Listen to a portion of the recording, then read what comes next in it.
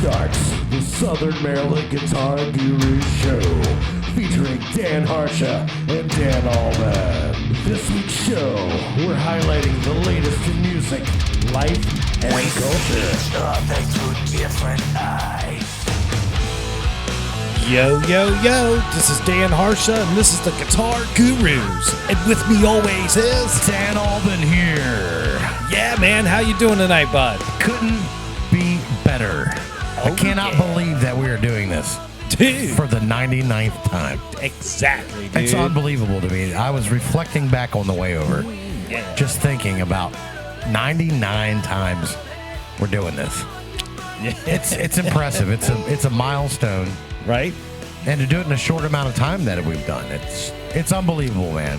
Hey, I'm more than blessed, more than proud, more than excited, and I can't think of a better person to do this with. So appreciate that, man. props to you for all the hard work you do, man. Man, props to you for coming in every week. Shit, you know it, man. So, I mean, dude, that's the team. I'm That's reliable if I'm anything. Right, dude. That's the teamwork. That's what takes the show to makes happen. I mean, we are Southern Maryland's #1 choice for music talk radio. That is correct. That's cool. I mean, we created our own category, man. Right. I mean, I think that's awesome in its own right. It is, dude. People want to say, "What's that? Music talk radio? What's that mean?" I'm like, dude, we're having a radio show, but we're talking about music instead of sports. That's 'Cause right. Everybody talks about sports. Yeah, exactly. I mean, look, the concept of podcasting is not an original idea on this show. It's nothing new. It's been going on forever. But we are the first and pretty much the only Right. for this region specifically. Right. We're it. For local music to So come on. we're pioneers in the Southern Maryland scene. Yeah. Yeah. If you want to call it that. If you call it that, but I just want to say thank you to you, Dan Harsha, and thank you to everybody who supported us. To get to this point is a big deal. It really is. Because, trust me, after the 4th episode, we were kind of like, do we keep going or what? Because this is kind of weird. Yeah, I mean, dude, sitting back here tonight, episode 99, looking at the sheet, looking at what we're calling out, brings a little tear to the eye for sure. Oh. But dude, it's just insane, man, because it's like the Dave Grohl thing. Remember when Dave Grohl said, you just got to get together and suck until you just get good? I mean, that's what we did. We're still doing that. I mean, we're still doing that to a point, but I mean, that's what it takes. I mean, dude, it's like, dude, we came into the thing going, dude, we're going to have to suck a while. Yeah. I mean, but we kept at it. We just wanted to keep trying to make the show better by adding bits and pieces. I mean, and if you look back at the show, when we first started out, I think we had 5, 6, 8 guests a night. And we were just, it was just hours long. And we were just like, cool, we'll talk to them as long as we get them. Yeah. We don't know how long it's going to last. 3 hours a show, 8 guests, and like 10 views. Right? 10 people checked it out. Right. I know. And those were all the guests we had. Right. So, I mean, dude, it's cool. I mean, I'm here, dude. We're still hanging out every Tuesday night. That's right. I mean, that's what the best part is. I mean, we were going to hang out anyway. Now we have a purpose, and Tuesday nights are fun, and we connect to a lot of people. And our Tuesday night now makes our Thursday night awesome. Exactly. So, and it's so funny because everyone in my universe knows it's Tuesday, and I'm unmolested in my Tuesday adventures. No one bothers me. No one asks me to do anything. Yeah, everyone knows Tuesday. Alban's gone. He's doing a show. Guys at work. Oh, it's show night. Yeah, I got to get out of here. Oh yeah, it's show night. That's right. And that's just the way it is. That's cool, man. I love it. That's cool. I love it. Yeah, man. So episode 99 tonight. And dude, you know what else makes the show awesome and unique? And I don't want to get into the show yet. I just want to say major props to the local music store, Island Music Company, for hosting the Guitar of the Week every week. That is huge, and they deserve a special thank you right now. It's the end of the year, too, so special thank you, Keith Grasso. Special thank you, Jack McNutt. Special thank you, Island Music. Absolutely. I mean, that's the glue that makes the show work, brings the whole community together. I mean, so with them on board, it was full steam ahead, man, once that guitar of the week started coming in. Yeah, I mean, it's really cool. So they deserve special thanks because they've been here with the longest time. Yes, they have. So they're rad props. So Island Music Company, we love you. Nothing but shared success for y'all's future. Every time I'm at the store, seems like everybody's happy and doing their thing. So, man, shout out Island Music Company and the guitar of the week. Because that's cool, man. No one else has that, dude. No one else has that. Yeah. So that's cool. I mean, we love those guys over there. I mean, dude, I want to buy more gear, but I honestly can't look at my room and justify it anymore. There's no more space for gear. I mean, dude, I want to buy stuff, but I just can't, man. Yeah. For all you people out there that wonder what it's like in here for us, maybe one day we'll give you a sneak peek, but I'm sitting on top of an amp. Usually, or a stack of Marshalls, and we're buried in it here. You don't have anywhere else to put anything. Right. I mean, I know I haven't bought any gear this year. I mean, like that. I mean, I picked up a couple Craigslist killers. Right. But that's just trading. Yeah. I'm just saying, like, there's stuff I want. Trust me. Oh, yeah, we all want it, right? Yeah. Trust me. And Christmas is coming, so if you want to get your Guru pals something for Christmas, keep us in mind. Yeah. Yeah, we're simple, easy, no problem. But yeah, man. So Island Music, huge shout out. That's cool. Guitar of the week. Dude, we've been through the ringer of emotions on the show so far too. Yeah, we have. We have definitely. You're right. We have taken the roller coaster ride of emotions throughout our 99 episodes over the last 2 years, and there's been some many laughs, many great times. There's been some downers. Yep. We've had some sad ones, unfortunately, and that's just the way it is. I mean, you're right. The emotions are up and down throughout this time period, and I don't know. I don't really know how else to elaborate on that, but right. You guys have listened. You've heard the shows. I mean, it's insane. Yeah. But no, episode 99 tonight. We're kicking it. We're gonna have a good time. It's gonna be a relaxed feel. Right. So that's cool. So what we have, I'll give the rundown. But before I do the rundown, we've been yapping.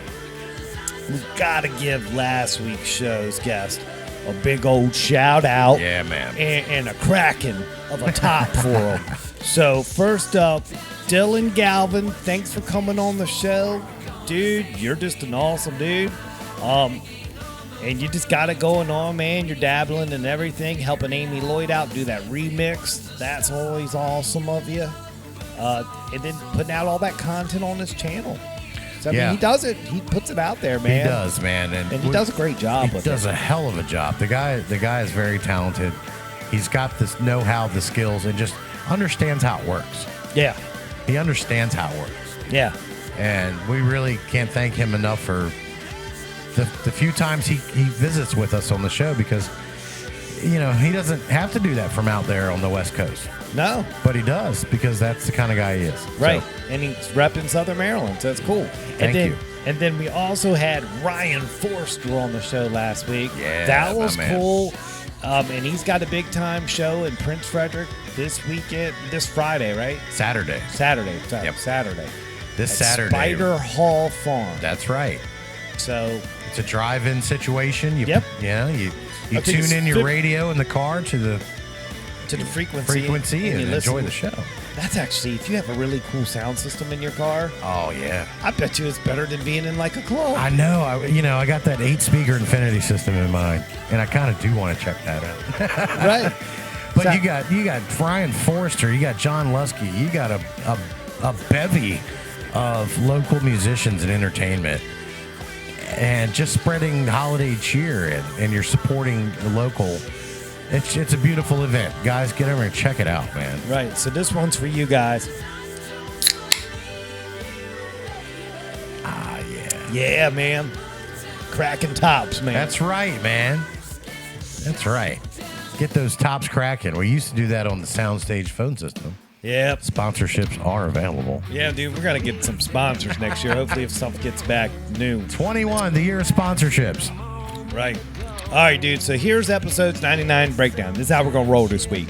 In just a moment, we're going to get the phone system cranking. We're going to get David Higgins on the phone from the Southern Maryland Chronicle for Higgy on the Beat. He is back this week. He is on the phone to send us off to next year, so that's cool. We're having him on here. Right. We're going to get the 10-ounce, 12-pack sampler up in discussion, so it's going to be awesome. We're going to break it down. All right, then after that, we're going to hop right into this week's Island Music Company's Guitar of the Week.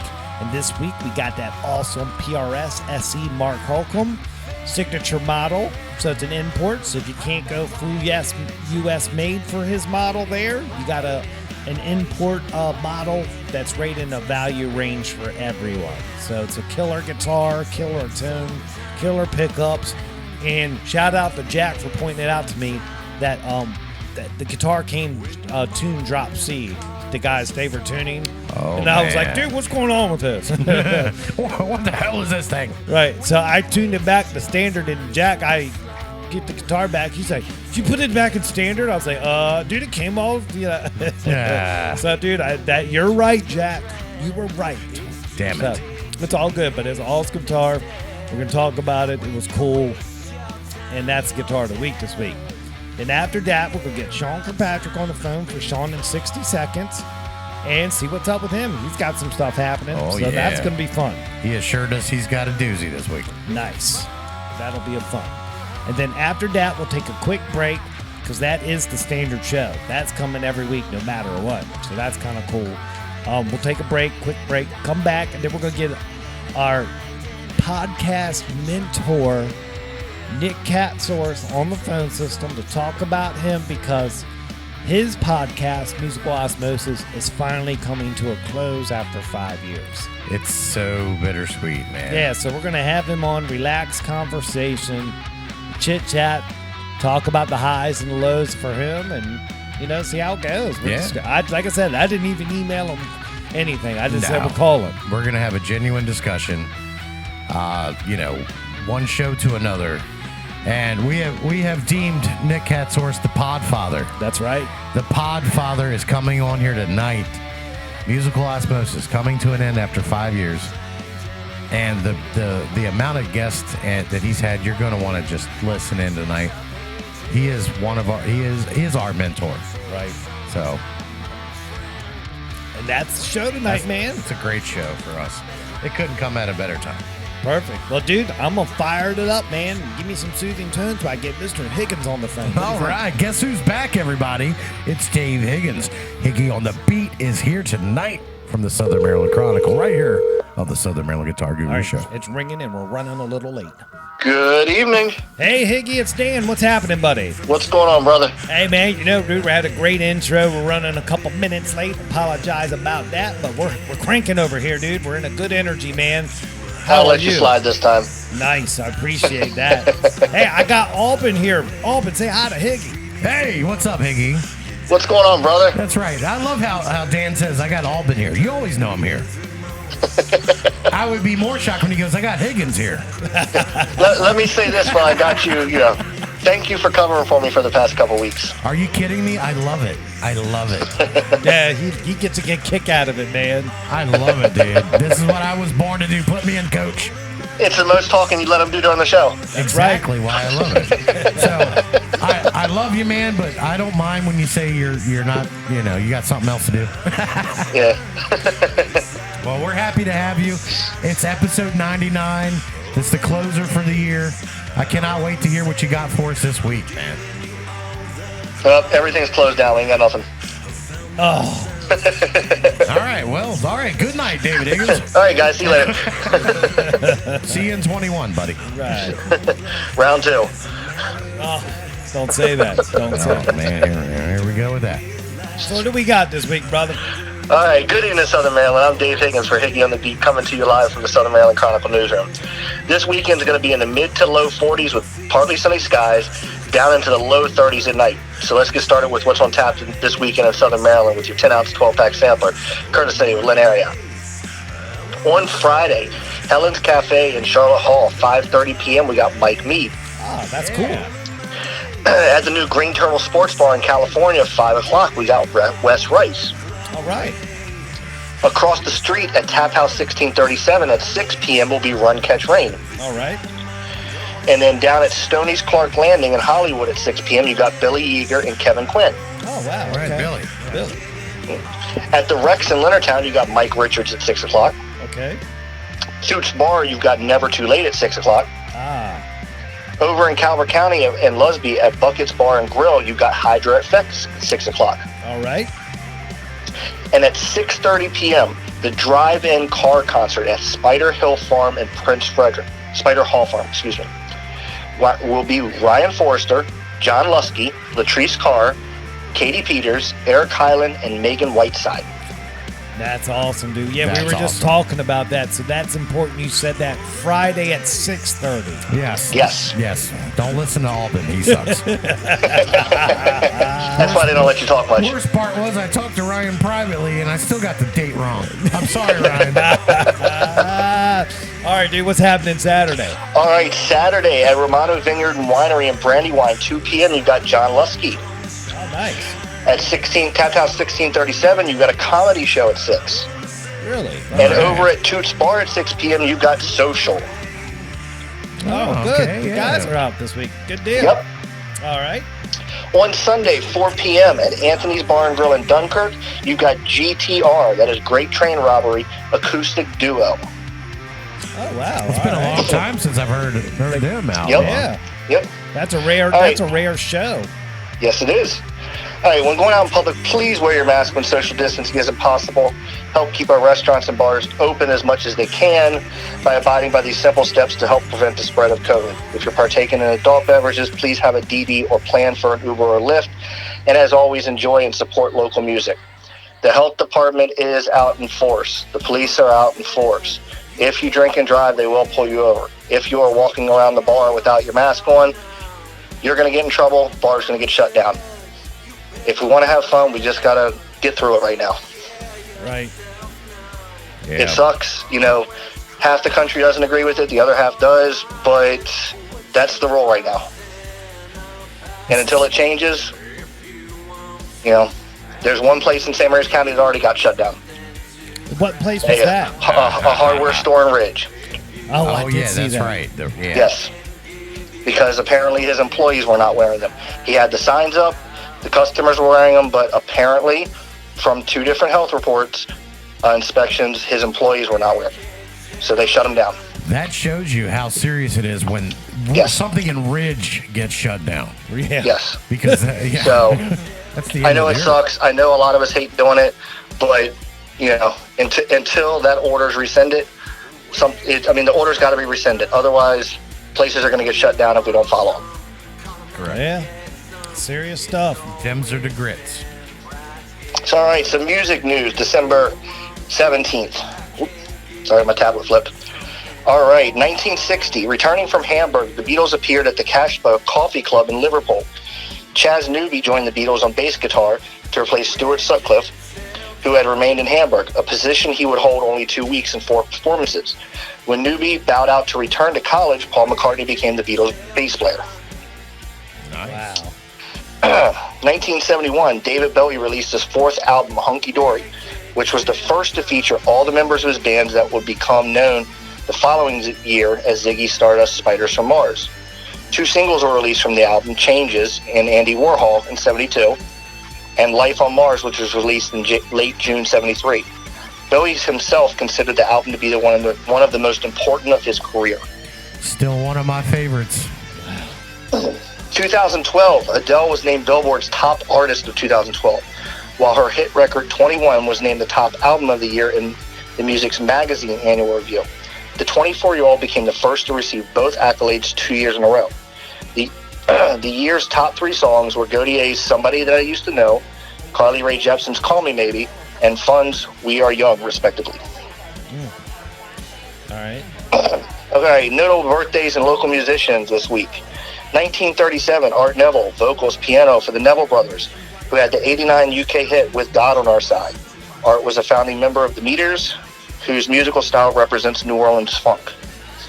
Right. He also played on recordings by many notable artists, including Patti LaBelle on Lady Marmalade, Paul McCartney, Lee Dorsey, Robert Palmer, Dr. John and Professor Longhair. He died on July 22nd, 2019 at 81.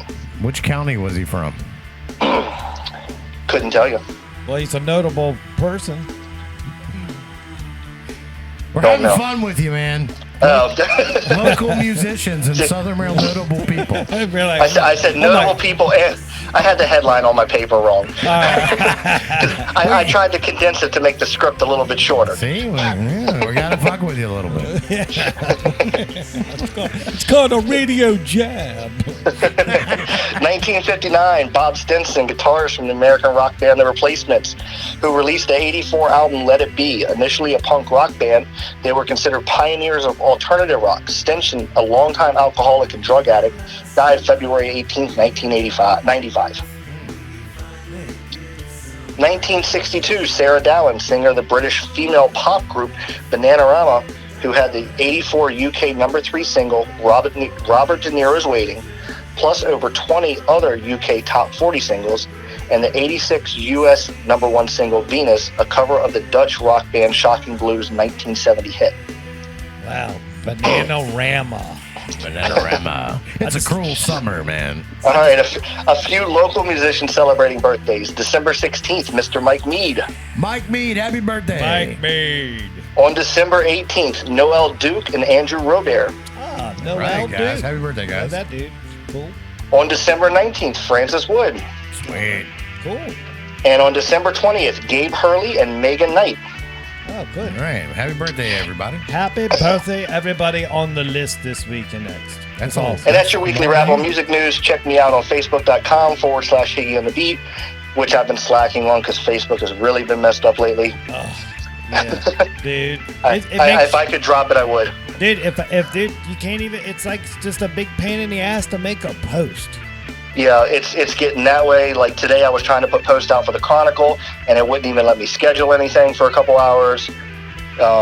Their new update, when they had this new interface that came out for everybody, it completely messed up organic reach. So, like my posts, like on the Chronicle, there's over 13,000 followers, but it only reaches like 150 people. Yeah, dude, I know, Wow. dude. We feel the same pain, man. Yeah. I don't know what it is, man. Yeah. Something's stalled. Everything's stalled. Yep. I don't know what's going on with it, man, but it's not right. Yeah. And as always, follow the Chronicle on Facebook at facebook.com/SOMD Chronicle or SouthernMarylandChronicle.com for all your local, state, and regional news, weather, and sports. And that's what I got for you this year. All right. Well, let me just take a quick I'm gonna jump in real quick and just say, this year's another year with you, Dave, has been great. We appreciate you doing this with us. Closing out 2020 on our 99th episode, closing out for the year. I just want to say thank you to you for all the hard work you put in, with us. And vice versa, and just being have a good relationship and being a part of this together. So thank you, sir. I really appreciate that. I appreciate you guys having me on. Almost since the beginning. Yeah. We've adjusted this segment. At first it just started out with me just saying the music and a couple, news things, and it's kind of evolved into what it is. And just like I spoke to Dan like two weeks or so ago, I'm looking at a few more changes to the segment to start the new year. We'll talk about them and see what we like, but it's just like the news, it's ever evolving. That's right. Yep. Well, I appreciate doing this with you, man. This is great. Yeah, this is great. Good deal, man. And hopefully round 2 will be better. Hey, man, it can only get better, man. I think we hit rock bottom this year. I don't want to say that. We'll talk about that when we hit episode 199. No, I'm talking the life on planet Earth, man. It's just everybody's just like, ugh. I'm hoping that's rock bottom, but I'm not going to say it out loud. Right, I get it. Maybe I'm speaking out of turn. Well, we can start a different show for that kind of stuff. I got you. Yeah. Coming up in 2021. Yeah. Well, I definitely appreciate you being here every week. I appreciate everything you do for the show, because if we're not paying you, dude, you're doing it out of the kindness of your heart and just to get your brand out, get music out, and to keep the Southern Maryland tradition of helping one another out. Yeah. I think that's I the main thing. I wish there was a lot more that we could do for local music right now. I spoke to several musicians earlier in the week trying to come up with a way that maybe we could do a live show and stream it. Right. But it's really hard to do that because, one, you need the equipment to do it, and it's got to be good equipment. It can't be your cell phone. Oh, Right. no. And you got to have a place that's got a strong internet connection. Yep. There's a lot of factors, man. It would have been great to be able to do something, get a couple bands together, throw up a tip jar for them, and they all get out there and play. Even if we were only allowed to have, a handful of people at the show, but still be able to stream it, and get it out to more people. Like a telethon, like a kind of something like that. Yep. Do half the donations to some charity in the area, and the other half goes to costs and then to the musicians. Exactly. All us musicians are used to not making any money, so we're okay with donating to charity ahead of ourselves. Believe me. Yeah. Yep. Well, cool, dude. Well, thanks again for everything, man. We'll thank holler you at guys. you in the new year, and the audience will be there right with us, man. Yep. Hell yeah. And next year we'll double the viewership to 7. Hey, that'll work. I hope so. Join the live chat for the last episode of the year, at least for the first 10 minutes. I will try. All right, buddy. Cool. Thursdays are hard for me now. I I got a understand. lot going on at home with that. I got you, man. Enjoy your holidays and have a Merry Christmas. All right, man. you too, guys. Yeah. Enjoy the rest of the show. All right, man. See you. All right, peace. Later. See ya. Bye. Right, Higgy's last appearance of 2020. And you went off without a hitch. I like it. Yeah, exactly. I'm glad he was here tonight. Yeah, man. That's good stuff, man. Yeah, man. I feel strong about going into 21. Yeah. See what he's got in mind. I respect you, Higgy, but round 2, I'm not buying into it. Yeah, I don't want that. Don't want it. Nope. No. Well, cool, dude. We're going to transition right into the Island Music Company's Guitar of the Week. But while I talk about this, send our boy Sean a message saying we're running just a couple minutes late. That's fine. Because It'll be you know how it goes. I do. I got you. But this week, we got the PRS SC Mark Holcomb electric guitar in the Holcomb Burst. So this is his color. This is his flavor, man. This is real cool.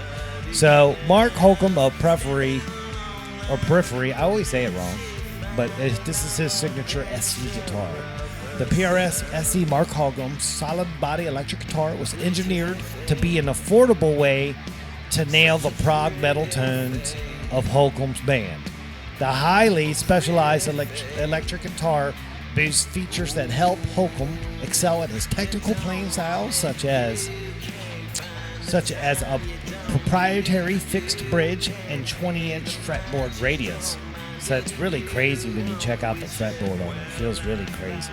The 25.5-inch scale length maple neck with ebony fingerboard adds punch and clarity to the tone. The headstock has been redesigned to now sport Paul Reed Smith's signature, adding that extra cool factor to it that usually was only for the U.S. instruments. So that's awesome. And the SE is outfitted with a pair of Mark's signature Seymour Duncan pickups that retain the clarity of everything in his high gain situations. So it's a really cool guitar, a really excellent value without having to go the U.S. route.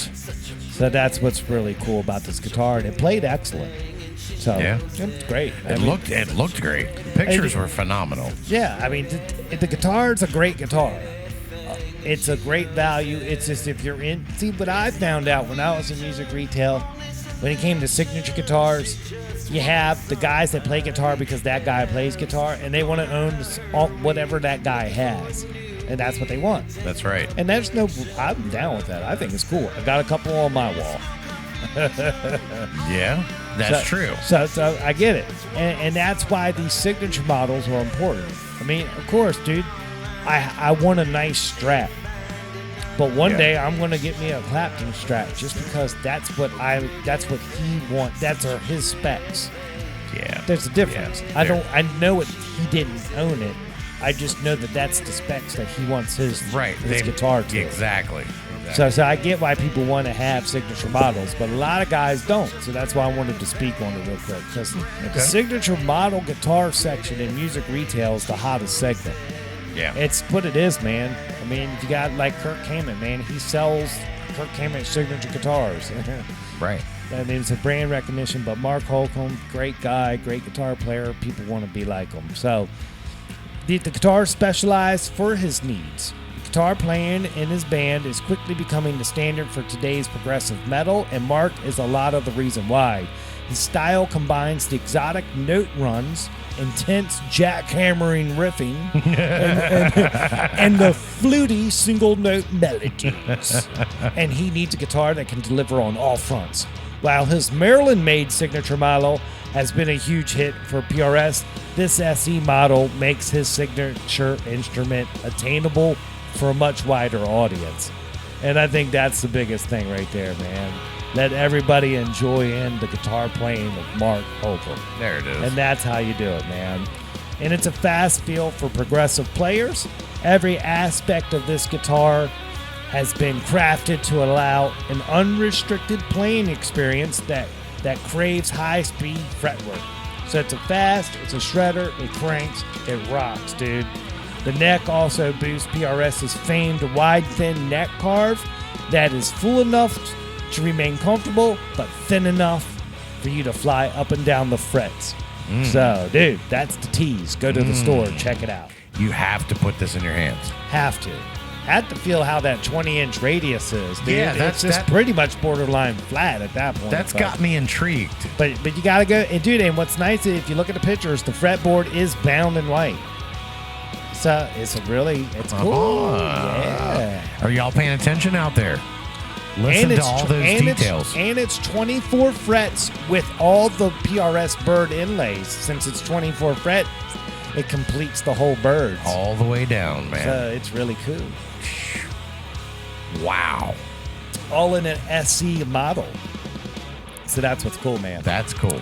So the muscular but clear tones, the engines that make this guitar run are a pair of the Duet Mark Holcomb signature Alpha and Omega Seymour Duncan passive humbucking pickups. Each pickup was designed to achieve a very specific result. The Omega Bridge pickup is focused on aggressive in the mids and lows with plenty of punch while retaining enough highs to ensure the high gain note clarity. The Alpha neck pickup combines the fat and glassy sounds of other neck humbuckers with plenty of pick attack and clear fretting hand phrasing. And a push-pull tone knob adds single coil type tones to the guitar's voice. So, dude, it's pretty rad. Oh, it's got the push-pull. That's yeah. What? Every guitar should have that. Pretty much. That versatility. I mean, just it's having that coming option. pretty much its standard. It really is. But see, when we talk like that, there's guitar purists out there that want a guitar the way it was always done. Sure there are, and I get that. Well, then buy that guitar. I know, but also have the other one for convenience of live playing. I know. Where you can push-pull. I know. So that's the guitar, dude. So let's go over to the features at a glance. Then we'll hit the tech specs. Then we get to play the favorite game, the last one of the year. Is how much does this cost, Mr. Alden? I got an idea for that. So I'll get to that. It's coming up. But we're going to get to play that game one last time this year. And you got the message to him. He's good, right? The reply was, no worries. Nice. I knew it would be. I love it. All right, dude. Features at a glance. All right. It's got an updated headstock design that includes the Paul Reed Smith signature on it. That's only usually reserved for American-made PRSs. 25-inch and a half-inch scale length adds note definition and low tuning stability. And it's got a fixed bridge design that aids in solid tuning under heavy playing. So that's what's really rad, man. Push-pull tone knob, as we just discussed. And Jack was right, comes from the factory in the drop C tuning. And I want to say that again real quick, because when I dropped it off, you said, "Did you change the tuning on this?" I was like, can you say it without your eyes going up in your forehead this time? "Yeah, what?" Jack was right. Jack was right. I was like, "Dude, what are you talking about? I was out of tune. I just tuned it up." Damn it, Jack. We don't want to admit it, but you're right. You're right. But I was like, "Yeah, dude, I checked it out. I mean, I didn't want to say something was wrong with something. I just tuned it up. I know standard." Yeah, dude, that's how I know I'm old. That's how you know you're old. Yeah, I know standard. So, Jack, you're the man, buddy. Thank you so much, man. Dude, good dude, man. Shout out to Jack McDuck. Yeah, he's a man. good I dude. mean, dude, he's got a lot on his plate, and he's handling it like a champ up there, man. You know, he's one of the main reasons I love going into that store. Yeah, man, he's got it running nice. That's all there is to it. Everybody there is pleasant. I mean, he's doing right by the decorations and how the merchandise is displayed. I saw a distinct change in him when he became sales manager. Yeah. He just flipped the switch and just turned it on, man. Yeah, man. So shout out Jack, man. Yeah. But no, Jack, you were right, buddy. Damn right, you're right. Hey, buddy, man, that's good on him, man. Like I said, I did a lot of the guitar of the week this week, Saturday night and Sunday morning. And I was just flying through doing pit. You know, I got the whole production process. How I play on it. It's like, right. And when he was asking me at the store, I totally forgot about. I never even think about tuning. I'm like, what are you talking? It caught me by surprise. I'm like, what? Boy. I'm like, dude, I didn't do nothing wrong. It seemed like it got awkward. I just came. I was like, damn, man. You know what I mean? Because I just get in my zone, dude. You know. Yeah, It's all good. man. Well, let's hit these tech specs, then we'll play the game. All right, so it's a 6-string guitar, right-handed model, solid body guitar. The body shape is what they call the SC Mark Holcomb double cut. Mahogany body, a quilted maple veneer top, a gloss finish on the body. The colors, what I said, Holcomb burst, a 3-piece maple neck, a wide thin neck shape. The neck joint is a set neck, so it's set into the body, no screws. Like I said, 20-inch radius on the fingerboard, an ebony fingerboard, and it has all 24 frets, medium jumbo, so it gets you all the PRS birds. And it's a 25.5-inch scale length with a nut width of 1.6875 inches. It's a plastic nut. The bridge and tailpiece is the plate style string through. PRS design tuners. Of course, they have the Seymour Duncan Alpha and Omega humbucking pair as his signature pickups. The controls are a master volume, master tone with the push-pull, and a 3-way blade pickup switch, man. And it comes with a gig bag. With the gig bag. Yes, sir. Well, I like these tech specs, man. Nice. They are beautiful. You're talking about your 24 medium jumbo frets with a 20-inch radius. I mean, I want to go check this thing out. So. Right.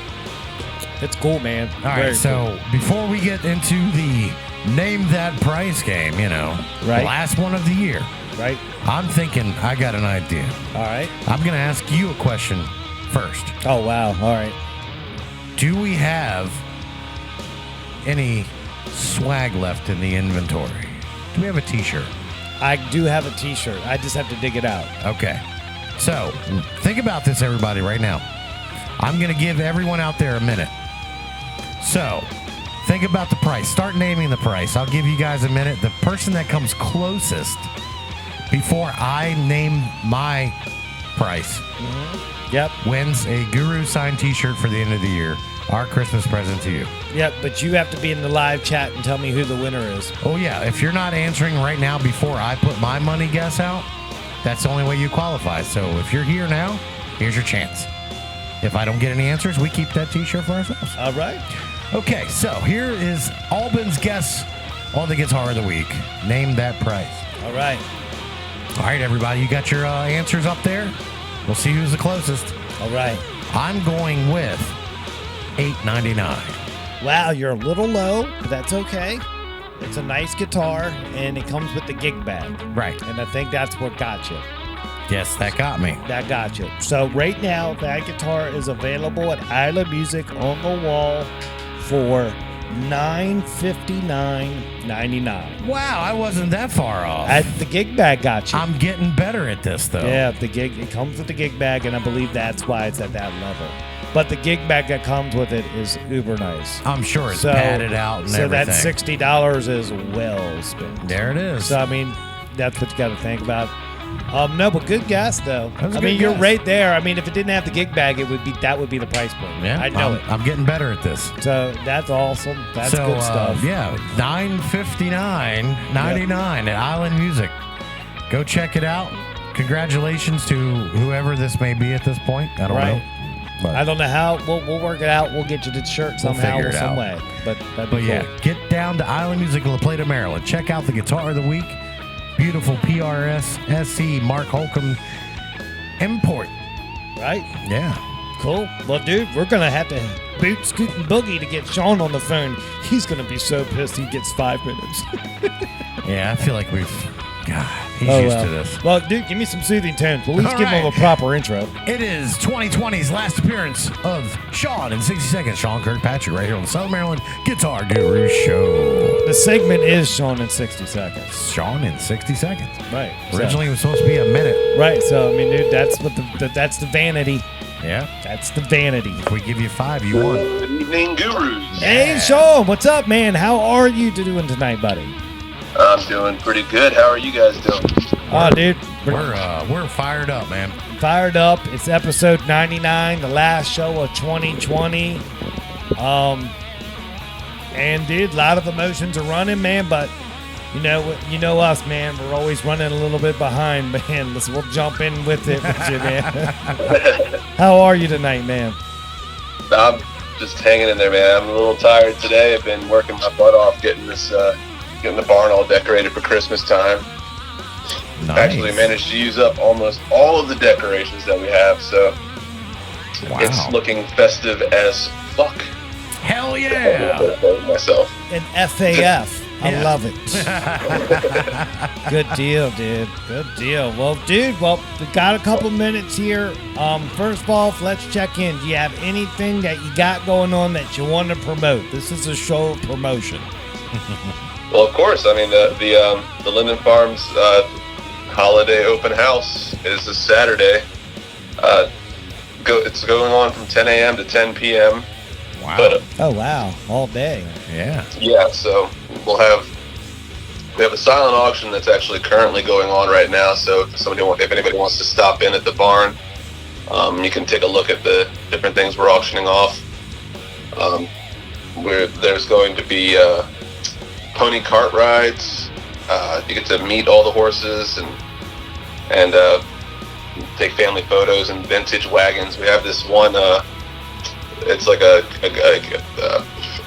we call it a war wagon. It looks like something straight out of the Civil War. It's old, it's rickety, but it's very rustic, and it's really cool. There's a lot of neat stuff to look at. So It's got cannons strapped to the sides. just about. Dude, that sounds You can awesome. see where the cannon used to be.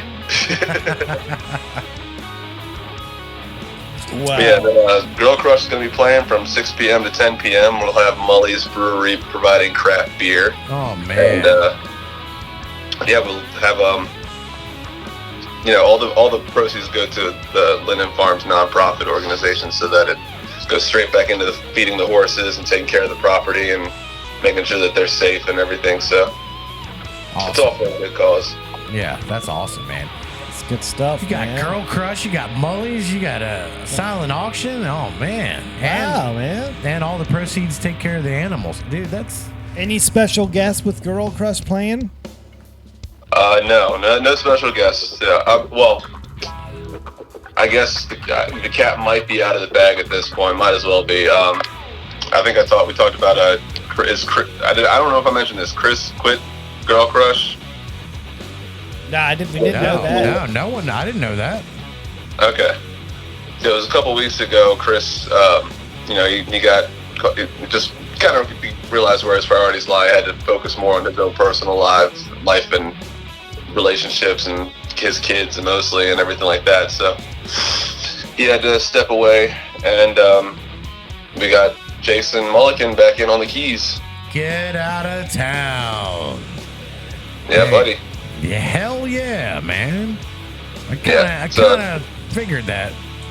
You said Mullies was going to be there too. Yeah, Yeah. my detective hat went on. Well, I'm glad to see that Jason's out playing, man, because, he's a talented guy, and not to be playing, it's a shame. So I'm glad to see he's out. Yeah, and we've had a couple rehearsals with him, man. It's like he never even like, it's just like never left, Yeah, it's like riding a bicycle, man. Yeah, Hell yeah. That's great news, man. it is great. That is this Saturday from 10 to 10, right? Yeah, but Girl Crush goes on at 6. Yes, sir. Linden We Farm. also have a lot of students and riders, lease riders and stuff like that, who have decorated all of the horses' stalls with Christmas decorations, and they'll be you'll be able to participate in judging that for a prize for the kids and stuff. Right, So great, man. Do it for the children. Nice. Do you notice that the horses are a lot upbeater, nicer when the Christmas decorations are up? to the contrary, they do not like bells. Hey, well, dude, as soon as the contest is over, get them down. Don't torture them anymore. Yeah, if it's driving them crazy, man. Jeez. No, they're fine with it. It's it's funny. Like if you put tinsel up along the edge of the stall, some of the horses will like rip it apart. Right. I don't know. I mean, I guess they just like to play with it because they don't eat it or nothing. They just rip it apart. It's shiny, you know. Yeah. It's a shiny object. Right. Right. Try to keep it out of reach of them, but you know, can only do so much. Sweet. Dig it, dude. Well, dude, man, this is the last show of the year. We are off for 2 weeks. Are you going to be ready for 2021, man? Dude, triple digits. I mean, that starting off the episode like that, I just it kind of threw me off there for a second. I'm like, has it really been that many episodes? Dude, it's just the time. Dude, weeks have just been going by, and you know, a casual Tuesday night phone call every week adds up over time. Right. Dude, it's a nice little thing we got going with you, dude, and the audience loved you. Hell yeah. I mean, dude, I love the audience. I love being here. Love you guys. yeah, man. It's been awesome. I'm sitting on top of a stack of fan mail for you right now that I haven't opened since a year ago. And when were you going to tell me about this? He's just mad he doesn't get any anymore. I don't get any, but I can sit on yours. And due to COVID, we can't open any of it right now. Oh man, that's true. Yeah, it might have arsenic in it or something. Sincerely, we want to say thank you for spending and dedicating your time with us with this show. It has meant a lot to us, and we couldn't be happier to be in this relationship with you. And we thank you for your dedication. And, you know, we're going to kiss 2020 goodbye. We're episode 99 tonight. When we come back in a couple weeks, we'll be in triple digits. Sean Kirkpatrick will be back. He'll be with us in Sean in 60 Seconds in the coming year. And we really, really thank you, sir. I mean, it means a lot to us. Well, it means a lot to me.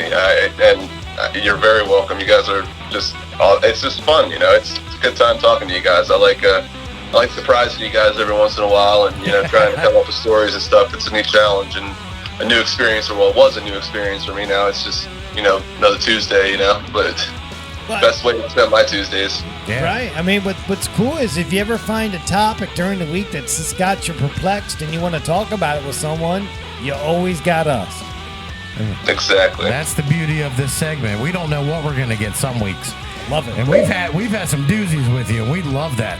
Yeah. It's the only segment in this whole show that it doesn't have to be about music. It can be about everything That surrounds it. You were telling us the story about, you know, the haunted, your house was haunted, you know, Yeah. or, you know, the shit like that. We love that. That's why we love this segment. So we want to say Merry Christmas, Happy New Year Yes. to you. And that is sincerely for me and Dan to you, Sean. Well, Merry Christmas to you guys too. That means a lot to me. Yeah, man. Hell yeah, dude. man. We It's kind appreciate of funny you, man. sometimes.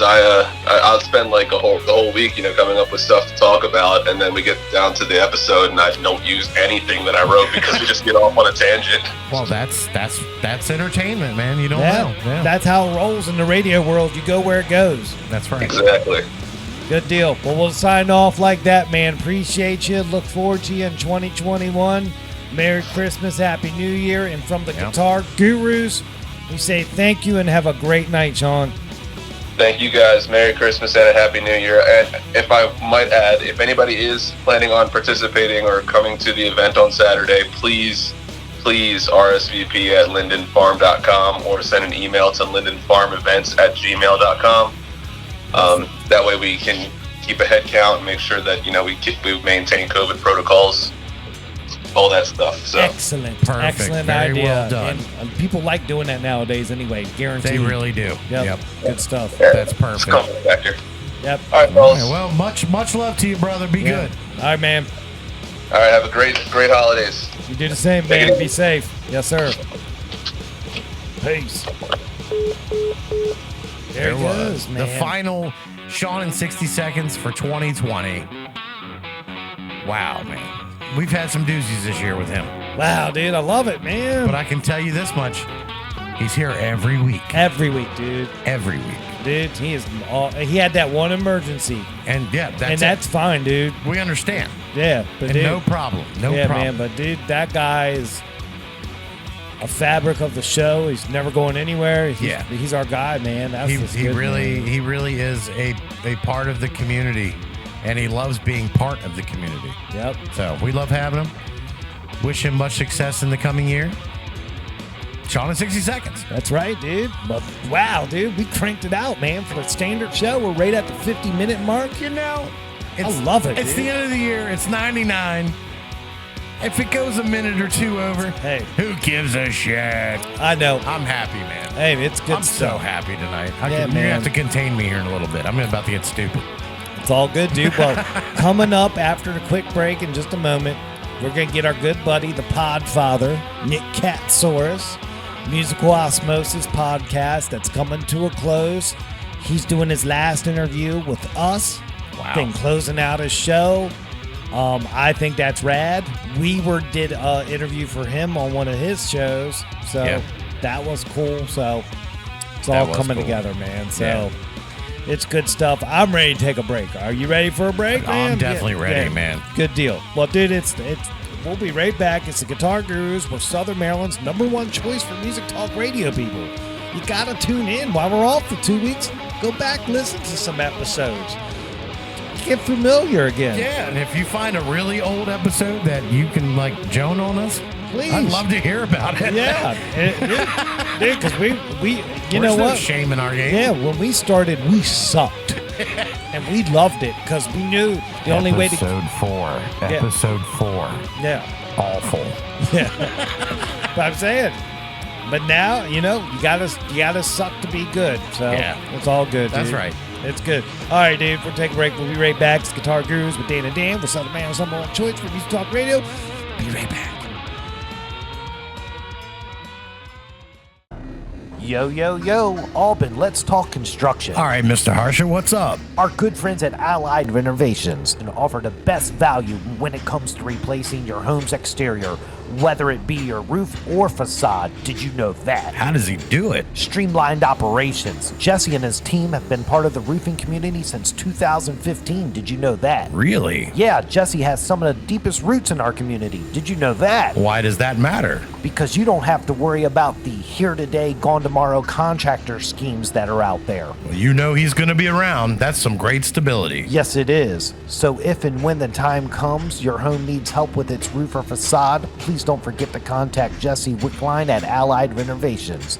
That number is 301-399-7031. Once again, that number is 301-399-7031. They are waiting for your call.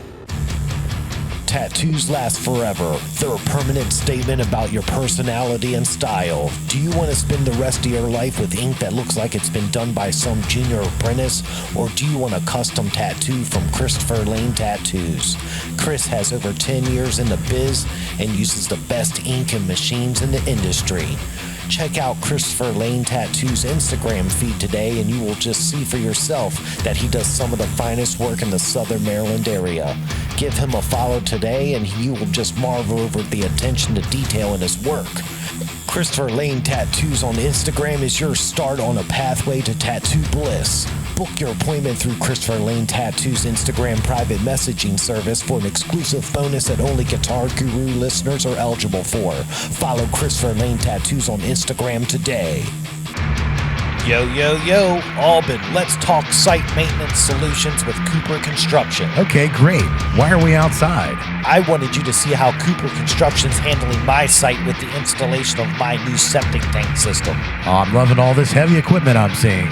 You need this kind of equipment for this type of work. You say, do you?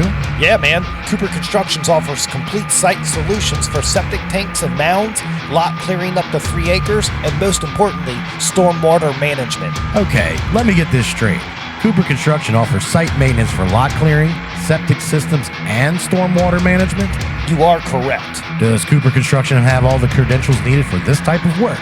Yes, they do, my friend. Cooper Construction has over 20 years experience in the construction world. How do we get a hold of them? That's easy. Just dial 301-683-7766 and ask for a site visit today. Again, that number is 301-683-7766. Give them a call. You can also reach them on the web at buildwithcooper.com. Cooper Construction. From site to site, they will treat you right. What's up, y'all? This is Sam Grow, and you're listening to the Southern Maryland Guitar Guru Show. The Southern Maryland Guitar Gurus, the only guys that would do a live broadcast from Dog Patch. We see things through different eyes. Oh yeah, we're back from break. It's the Guitar Gurus with Dan and Dan. We are Southern Maryland's #1 choice for music talk radio. How are you doing tonight, Mr. Albin?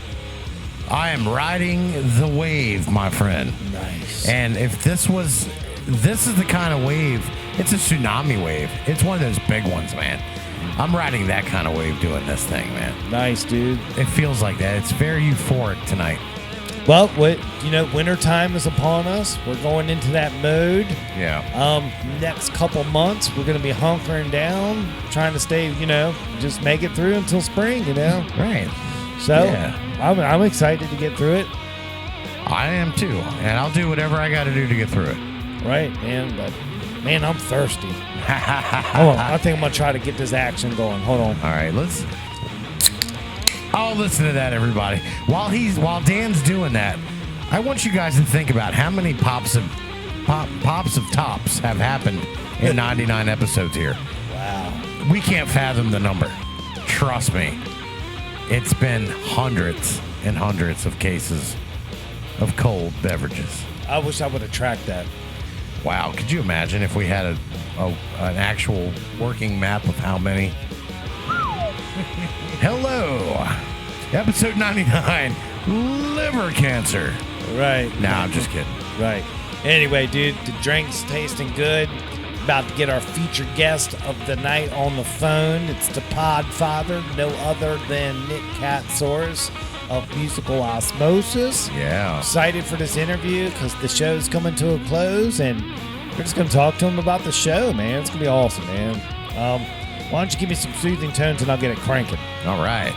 Here we go. Our featured guest, episode 99, Nick Katsouros from musical Osmosis, teamed by us, the Podfather. Oh, it's coming ringing. up right now on the cranking. Southern Maryland Guitar Guru Show. Hello. Hey, Nick, it's Dan from Guitar Gurus. You want to go on the air, buddy? Yes, I do. And happy holidays, gurus. Hey, man. Happy holidays, Nick. Welcome back to the show. This is great. I got Mr. Albin in studio tonight. Mr. Albin, say hi to Nick. Nick, my man, it is a pleasure as always, man. How are you? Yes, sir. I'm doing well. My wife brought me home a discount bag of spicy potato sticks, and I suspect she got them from the discount bin. Maybe they were expired because they're doing a number on my stomach. But outside of that, I'm doing good. But you want to hear about my intestinal loads? Let's talk some gurus they and did music. not feature Andy Cap on the bag where they'd really discount potato sticks. Oh, they were generic. They were like potato sticks with an X. Andy Craps. It's like when you can eat Admiral Crunch or, some off-brand crap. Fruit rings. And it's always like a complete disaster. Hell yeah, man. Well, it's a pleasure as always, man, to have you. And, as I say, you are the Podfather. And to have you with us on this final episode of the year, it is an absolute freaking pleasure, buddy. Yeah, it's serendipitous that you kind of called me one day and asked for some tips because you knew I had a music podcast.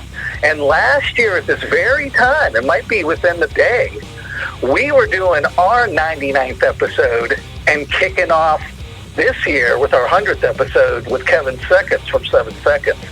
And now here you are a year later, kicking off your 99th episode, getting ready for the big 100. Wow, dude, that's rad, man. It's so weird, man. It's beautiful. Beautiful. Yep, so it just kind of shows you the lineage of how all this went. And I had told you guys months ago that you would at some point pass us up on episodes. And it looks like that's going to happen now as we are wrapping up Musical Osmosis. Yeah, that's crazy, man. That So let's get you're on the show, man. Give us the Cliff Notes version, how it started in the beginning, some up and downs of doing the show, and how you reflect back on it. What are you going to miss the most about it? Wow, okay. I guess the Reader's Digest version is in 2013, I started podcasting. I had a political show, but I really wanted to do something in music because I'm from the music world. I mean, end of the day, man, after you strip away all the other projects and things I do, I was a musician. I mean, that's how I came up. And so I started a Musical Osmosis show, and we had some great artists on there, like the Gits and the Vindictives and punk bands that I grew up with. But I did about 10 episodes during 2013, maybe into early 2014. And honestly, I got bored because I didn't like doing it without a co-host. Right. I didn't like just not having anybody to bounce ideas off of.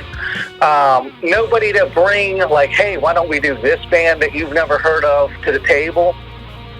So I kind of put that show on the back burner for about 2 years. And coincidentally, I was listening to one of the old episodes. Like I said, there was only 10 or 12 of them. And I was like, damn, man, I miss talking to musicians. And now that I'm kind of moving away from the politics thing, at least in the podcast world, I'd like to bring the show back. And I kind of left it up to the universe. And I said, listen, my two big people I want to get on the show, at least, who had big impacts on me as a musician, as a young punk boy back in the 90s, was Peg Boy and the Pissed. And if I was like, if I can get Larry DeMore on the show and Al Pissed on the show, I'll do it. And I had sent both of those cats friend requests on Facebook back in 2013, and neither one of them accepted my Facebook request. This time around, in 2015, both of them did, and both of them said they'd love to come on the podcast. So I said, okay, well, that's my sign from the universe. I need to start this back up. Now I need a co-host. And honestly, the first person I thought of is Odell. I mean, he's laid back. He's cool as shit. We've been friends. We started in our first punk band, Government Cheese, in 1994. Right. I've known Odell, 20-some years. And he is just has an encyclopedic knowledge of music. Not just metal or punk, just like every kind of music. So I asked Odell if he'd like to jump on board. He jumped on board. We knocked out about 110 episodes together. This episode coming up will be our last one. It's episode 126. But, and it's worked beautifully. We've had some up and downs when Odell's parents, or dad rather, passed away, and he had to take a little break, and then I had to take a little break. So we've had little breaks in between. But other than that, I mean, I don't think there's been ups and downs as far as our working relationship. But there's been a lot of moves. We moved from Blog Talk, and we launched our own Tin Can Media podcast network for 3 years. And then after that kind of fell apart, we got our own Musical Osmosis website and did reviews and the podcast, of course. But I mean, there wasn't any real, like, the dark days of Musical Osmosis. I don't have that story. Sorry to disappoint you. I don't have any seedy, like, Odell stabbed me one night type story. No, I was thinking more like hardware issues like we had. It's... We don't want the scuttlebutt. We want the technical. Like, dude, I tell you, the worst part of doing the whole show is dealing with social media and uploading the video, Everything's getting slower, clunkier. I hate it. But that's just me in my old age. Well, that was one of the reasons for closing down the show, too. Social media has completely changed. Just the infrastructure of Facebook. I worked for William Sanderson for 2 years running his social media. Right. And the way that they've changed, and I'm sure you know this, the way that they've changed the fan pages you put together, the changes are just so, like, non-user friendly. And the audience has shrunk so much because of the way their algorithms work. I was looking at William's page the other day, and I was like, can I swear on here? Yeah. Yeah, I was like, there's no fucking way I could do this now, just because of the way that Facebook works now. It would be terrible to try to run Williams' social media now. Well, I mean, So I think I got out at the perfect time. I mean, I didn't get out, but I think that he retired and all that ended at the exact right time.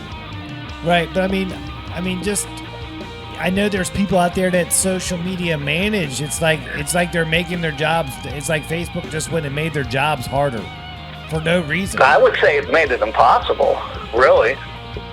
I don't get it, man. I don't get it. I mean, like I say, man, I need them for 3 posts a week. So, I mean, we had MC Chris on our show last year, and he said he had spent $500,000 on Facebook trying to get ads on Facebook. $500,000 on Facebook ads. How insane is that? There it is. I would never do that. That's the problem why us guys are having issues, because we don't put the money in it. Come on Well, now. not just that. I mean, sure, he has 1 million followers on Facebook, but I guarantee you, I mean, we went through one time and I showed you my numbers, how I have 20,000 followers on some of these podcast pages, and like 9 people see the post. Yeah, dude, trust me. It's pay to play, man. Come on. It really is. But it's whatever, dude. I don't care.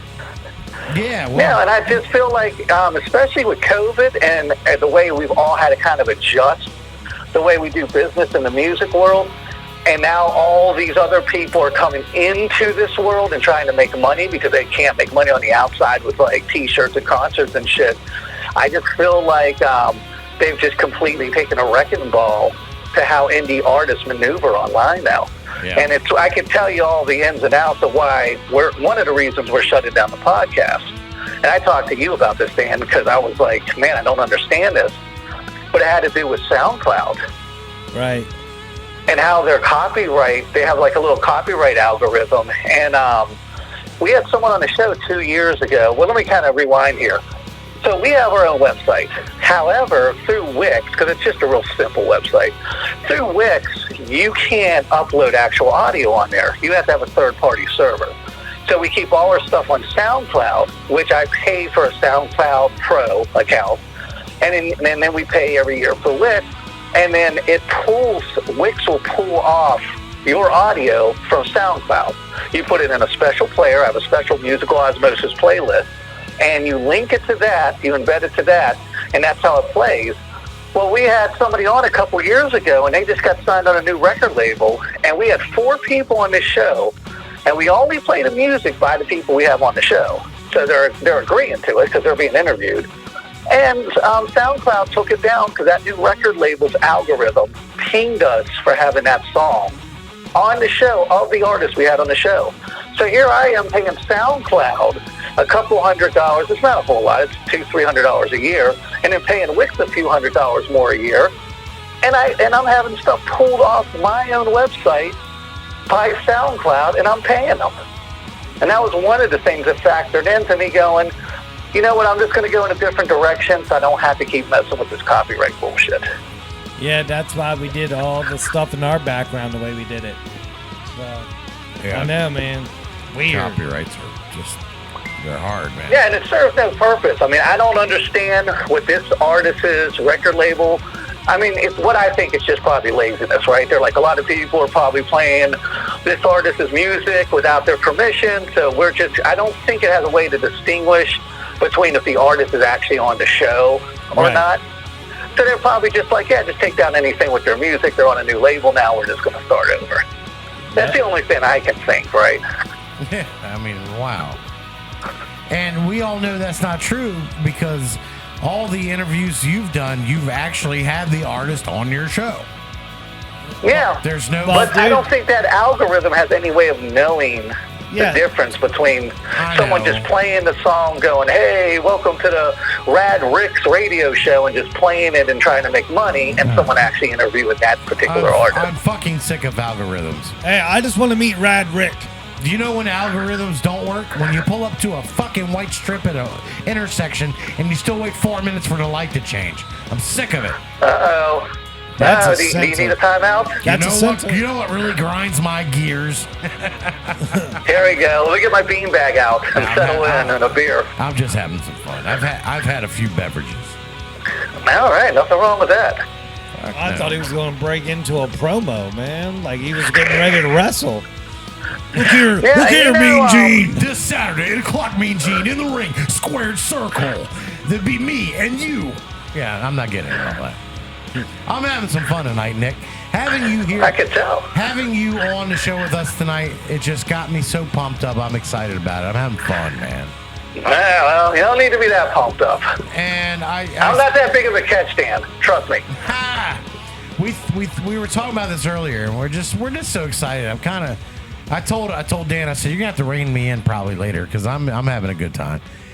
It's been a long time and let since me we've tell had you, one of these good time episodes. Like, just let it go, man. Just be normal, natural, have fun. let me tell you too, man. We had you on our last episode because the holidays we always slow down anyways. Yeah. So we had you guys on our musical Piss Box episode. And that episode had no format. It was just like us and Kevin Jones and my buddy Travis.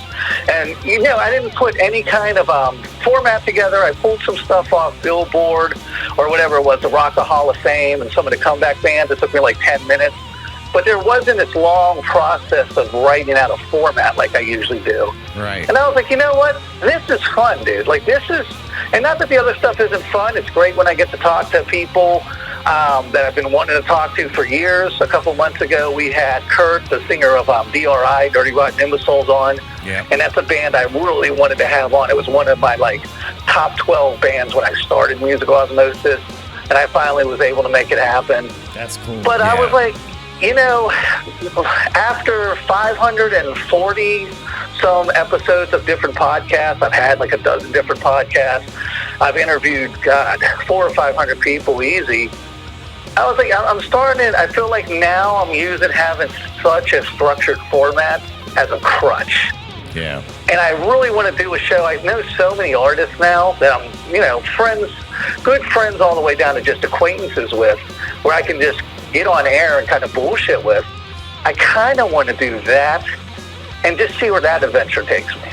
That would be fun, man, because I can tell you that the episodes you just referenced, everybody listening may not have heard this. I don't know if they've heard it or not. But we definitely had such a good time with that format of just getting on and really having no direction or topics. I kind of liked it because pre-start of the show, I liked when Dee said, let's go ahead and see if we can get this train wreck started. Because she already knew it was going to be a mess with all of us, right? And if you listen back, I think it's like the 32-minute mark, you can hear me eating potato chips. Yeah, and I mean, people are talking over each other, and it's I kind of told Kevin clunky. Jones, I said, listen, man, you can hear me eating potato chips. He went back a couple minutes later and goes, holy shit, he started laughing. I'm just... It's fun. And I think this is also true, too, dude. Like, when podcast scene kind of started and then hit its stride, I would say, like, right now, 2016, 2017, when at least all the big names were getting podcasts, you felt a certain obligation to kind of be like Carson Daly and have your shit together, or Adam Carolla and have your shit together. Right. To get the heavy hitters. Dee Snyder runs a great podcast too, and just having like your shit together. And I think we've gotten to a point now where people just want to hear people talk, and they don't want the pretense of everything being so orchestrated. Not that I had a very, very formal format, but I did have some idea what was going to go on. And I just want to go into podcasts now having no idea what's going to happen. Yeah, and it's okay to have a show where okay, we're going to go for an hour and a half. We don't know what we're going to do in that time, per se, but I'm not going to sit on the thing for 2 hours, 2.5 hours. We got to have some kind of, rein it in time-wise, but not have so many rules about, okay, at 42 minutes, we need to stop and take a break for this, or at 46 minutes, we got screw all that, right? Have some genuine looseness to it where it's genuine. And have you found that, like, some of the bigger names that you've had, are they okay with that kind of, is that more calculated when you have a bigger guest, or do you... I mean, actually, no. The funny thing is I had, an indie band. They might have like 6,000 followers. They just play around LA or wherever. And that show I thought was just horrible. On my part, I did a terrible interview. It sounded forced. And then about a week later, we had Stephen Piercy from Rat on. But because I've been into Rat for so many years, and I already had so many great stories, you know what I'm saying? I was like, hey, Stephen, man, I remember we were playing, like, Invasion of Privacy during this thing. And I read a little bit of it. I bought his book and read a little bit of that. And I had a somewhat structure. But actually, when I have Rat on, DRI, bands that GWAR, bands that I'm really into, and they're usually the bigger bands, it's actually easier because I have so much history. I already had 20. I've been walking around for 20 years with 20 questions for DRI in my head. Right. I barely had to put together any kind of format for that. But when I'm checking out a new band I knew nothing about, and they don't barely have any information on the internet, and I'm just kind of like, just trying to pull questions, right. Especially if they're not completely forthcoming. They're kind of clammed up anyways. That's just their natural attitude or personality. But you get somebody like Steve Piercy on the air. That dude knows how to do an interview. He's done thousands of them. Sure, he's done thousands, right? Yeah, you don't have to pull information out of him. He's got it for you. Oh no, he wants you to know the information. Trust me, there's no dead air when you have a cat like Piercy on. We got a rat problem.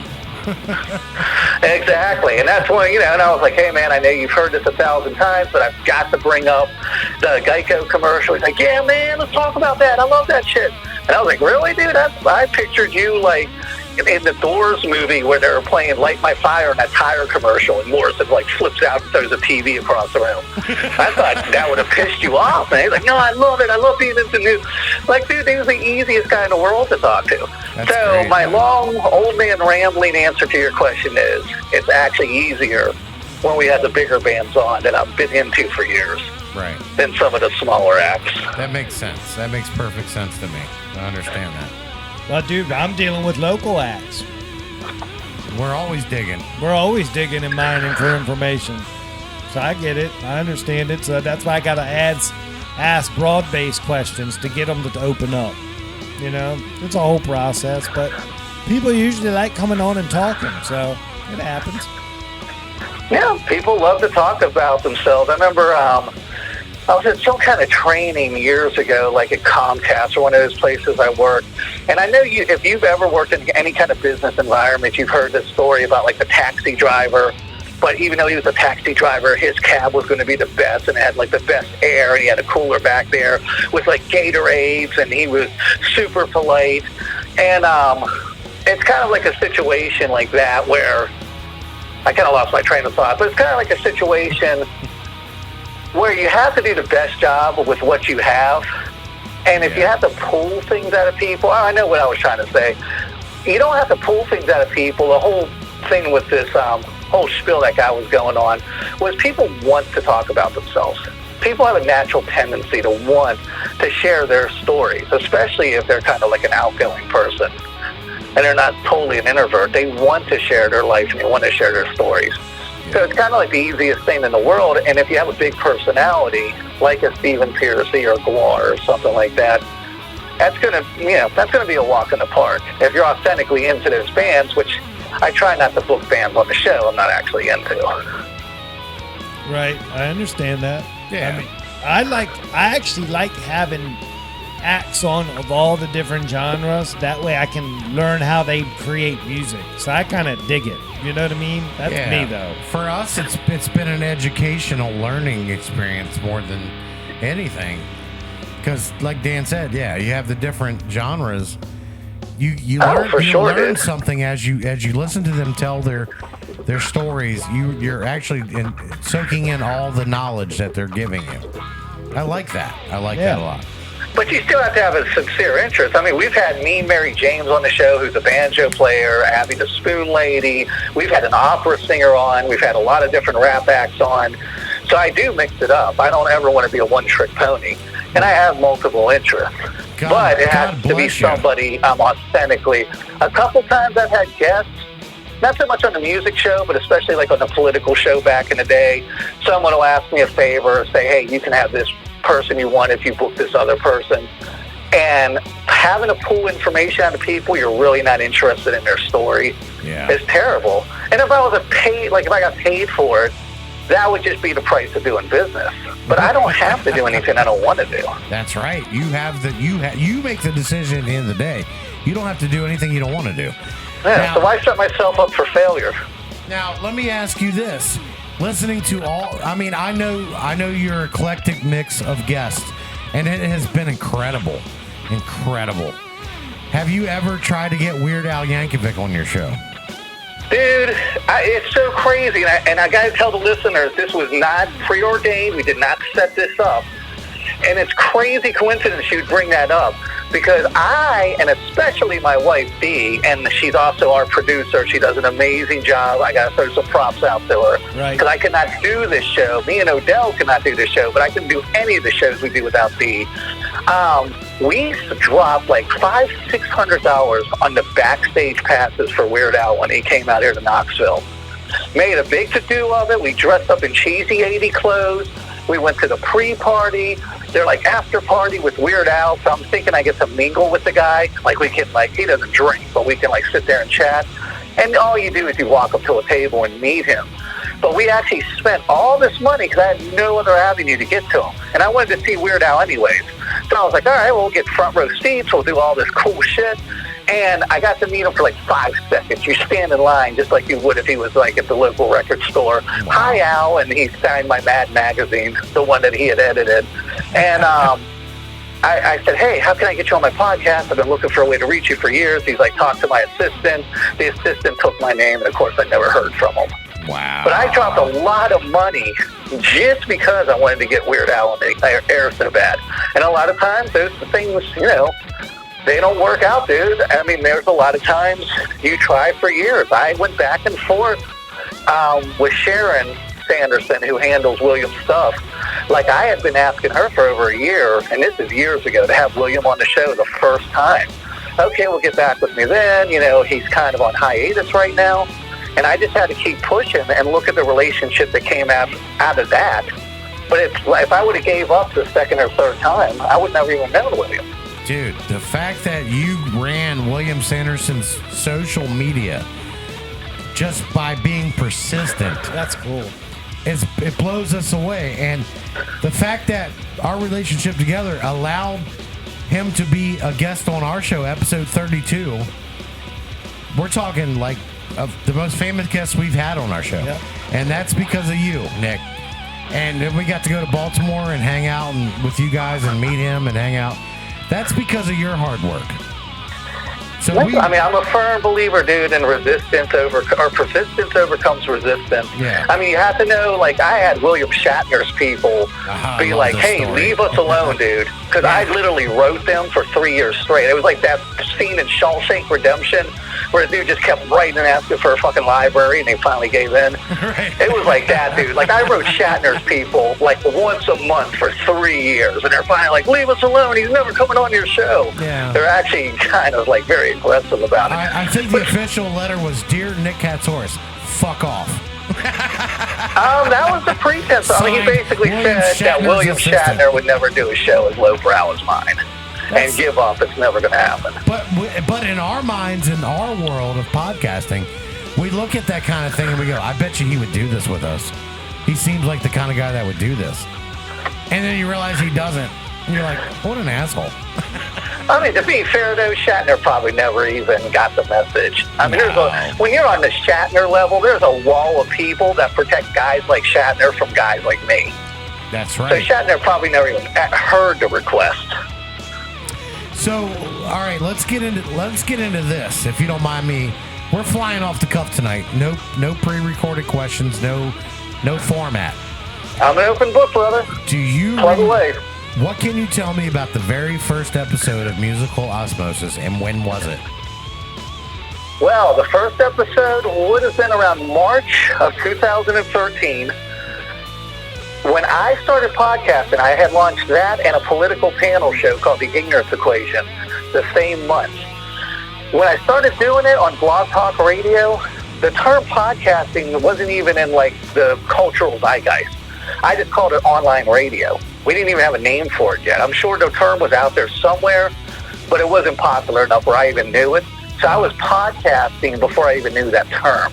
Wow. But the first guest was actually Odell, who was the old drummer of my band, Even Steven, Bobby Barron, who was the old singer, and was it Brad? No, it was this other guy who used to drum for us too. And the first episode was actually Even Steven, talking about the Even Steven album and the band in those years in Waldorf. And then I did Dionic, Chris Godfrey's band, for the second episode, and then Andy Gimme's band, Honor's Way, for the third episode. So the first 3 episodes were kind of like, just talking to people that I grew up with. The first real guest we had, and when I say real, somebody outside of my community, was Joey from Narcoleptic Youth. All right. How'd that The go? singer for Narcoleptic Youth. Dude, your memory is amazing. Your memory is amazing. My memory for some things, this is milestone stuff. And no also, idea what as our I first guest hurl was. towards 50, like an out-of-control comet, I can remember stuff that happened in 2013 better than I can remember stuff that happened last summer. Because I've already cataloged all that shit in my memory as events that happened in my life. I'm so old now, I look back at my life in eras. Like, oh, that was the Virginia Beach era, that was, the musical Osmosis era, and stuff like that. Wow. Well, that's But ask me great. how I spent the summer, I wouldn't even be able to answer you. Well, you answered my question. Your first episode. That the fact that you could spout out that information, because your first episode was what, 5 years ago or 6 years ago? It was 6 years ago. No, 2013, 7 years. It'll be 8 years in March. I'm bad at math. Everyone, listen up. Math is hard. Yeah, especially when you had a few. Well, I'm curious because you're at 126 episodes. What took you 7 fucking years? Wow. Well, once again, I took 1.5 to 2 years off between like episode 10 and episode 11 when I got Odell on board. All right, let me just backtrack and say I love you, Nick. I do. I really do. I'm just messing with you. But yeah, we are erratic. You're a machine, dude. You No, and Danny are a machine. You guys. It's rare you miss an episode, you miss a week. You're right on target. And because I'm in so many different projects, I was gone for a month performing in a play in New York. We did a live episode with the cast when I was out in New York. But I'm so involved in so many other projects. It's just hard for me, and Odell works so hard and works so much. And, he has a family and a bunch of kids and a real adult life. It's just hard for us to get our schedules together to do these. We would love to do it every Wednesday. And sometimes we do for 2 or 3 weeks, but yeah, it would be impossible for us to have done that podcast every week like you guys do. Right, dude. It's like, our show is based off what's happening in the music market every week. So it's like, if we want to be this format, that's what it calls for. So we found our niche. Yeah, and you guys do it really well, man. My hat's off to you. Well, I knew after episode 3, episode 4, you guys were going for it. Well, we don't. I don't want to get into this. I'm going to shine your bumper too much, but I got to let everybody know, and that what you have done for us and what you've been there for us, we can't thank you enough, and we mean that sincerely. That means a lot to us, and I just, no matter what, you've got a debt of gratitude from us, man. We respect you. Right on. We love you, and we want to do anything we can do to help, and any future successes possible. You're the guy, man. Yep. I feel the same way, man. And one of the big payoffs of this, and I'm somebody who always asks, like, what's the payoff? Does the effort exceed, or does the reward, does the reward exceed the effort? Right? Yeah. And once the pendulum goes so far in the direction you're doing all this work and there's no real payoff, that's when I start to step away from projects. Right. But we're doing this last episode, and another reason we're going to stop doing it is because Skype has changed the way that they run their platform, and we can't take calls while we're recording anymore. That's why when we did that episode with you guys, we had to kind of call all you guys, because if you try to call in, it's just going to send you on hold. And the way Skype used to work, we have Skype International, way it worked we could put something up, we're on air, and people would call in. Yeah. And Skype stopped doing that. So, long story short, I asked all these artists who've been on the show a bunch of times, hey, since we can't take a bunch of calls, and it's going to be too insane trying to have D call 30 people, can you guys cut me an audio saying goodbye to Musical Osmosis? And just the, like, accolades I got from people, just the praise from artists that I respect, some artists, like, kind of out of the stratosphere of anything I've ever done, saying, oh, man, dude, I love Musical Osmosis. Nick and Odell have done so much for the community. Like, that's a huge payoff, knowing, I guess it's like, when you're an artist and you get an award or something, and you're recognized by your peer for a job well done. Exactly. And I just want my work to be recognized. I never was somebody who's like, I think when somebody starts a band, it's like, we're the Steve Miller Band. No, you're not. There's more people. Like, I don't know. I think that's bullshit, dude. When somebody starts like the Joe Perry Project, or even when somebody's like the Joe Rogan podcast.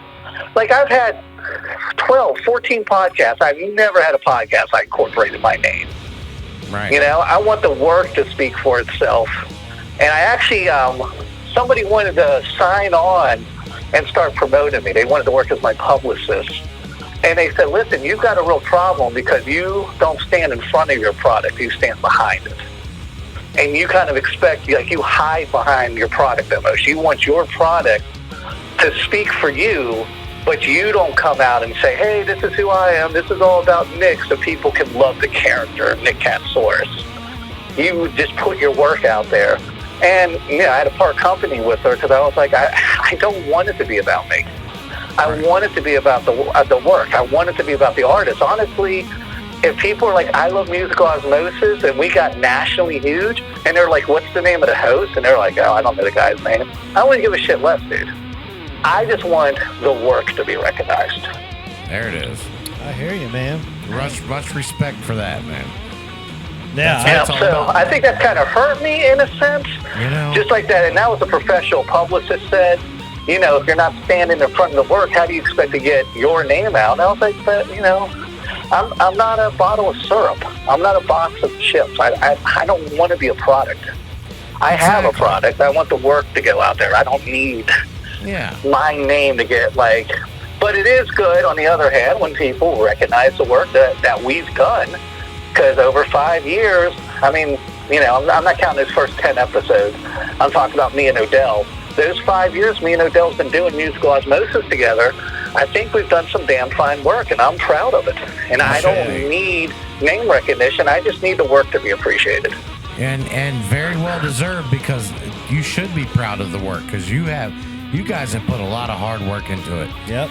And that's what it's about. It's about the product at the end of the day. It's not about name recognition. It's about the work. Because I swear to God, I would not buy a bottle of Nick Cat syrup. No, stay away from that shit. Your stomach will be more fucked up than they are with the discount potato sticks. That shit sounds gross. Oh, it is. Trust me. But if you gave me a bottle of Odell's smooth syrup, I would definitely have that. Oh, yeah. Because That makes pancakes sultry. I'm putting it out. Odell's a sexy beast. So Indeed he is. He is the Ben Kingsley of the podcast. You've got a great co-host in Odell, and we love and respect him. And I'm fortunate that I get to see him, well, before all this, quite often. And he's just a genuine human being and a great guy. That's a great co-host to have, man. So I got to be honest, dude. I don't think I could have done this show for 5 years without Odell. I mean, I would have done something different because I've done other things. Yeah. But I don't think that show wouldn't have been the show it was without Odell. And if you notice, once in a while, if I have to, I'll do a show alone.